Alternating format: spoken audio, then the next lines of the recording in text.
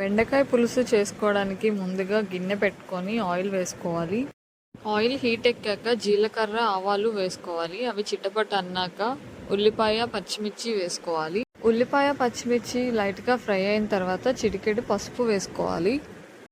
ఇప్పుడు అందులో కట్ చేసుకున్న బెండకాయ ముక్కలు వేసుకోవాలి. బెండకాయ మరీ చిన్నగా కాకుండా మీడియం సైజులో కట్ చేసుకొని ఉప్పు వేసుకొని ఫ్రై చేసుకోవాలి జిగురంతా పోయేదాకా.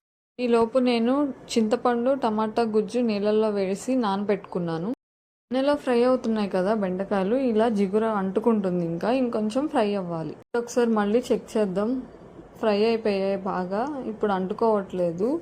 బెండకాయల్లో ఉండే జిగురంతా పోయింది. ఇప్పుడు చింతపండు, టమాటాలు మంచిగా పిసికి అందులో వచ్చే వాటర్ అంతా చింతపండు పులుసు బెండకాయల్లో వేసేయాలి. ఇప్పుడు మీకు నచ్చినంత కారం, ఉప్పు అవన్నీ వేసుకొని చూసుకొని అందులోనే కట్ చేసి పెట్టుకున్న కొత్తిమీర వేసేసి బాగా మరగనివ్వాలి ఆ పులుసుని.